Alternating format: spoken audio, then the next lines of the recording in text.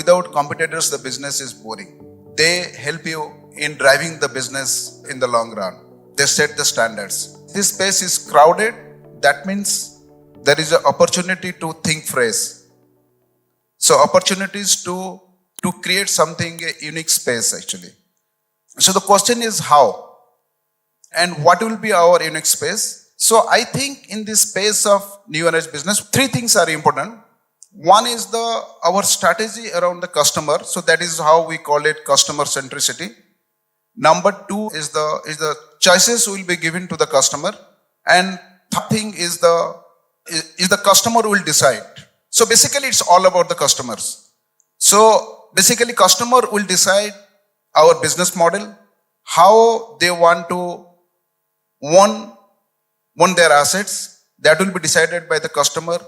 The operating model questions again will be answered by the customers. The customers will design their own vehicles. So we'll be intricately engaged with the customer to answer these three questions. JSW brand will stand for, we call it cradle to cradle. That means from the designing to making the steel, to making the car. Again, we'll be there all along the journey of the customer up to the recycling of your car, of your product. So we are establishing our recycling plant. So basically we are with you. We are not fly-by-night operator.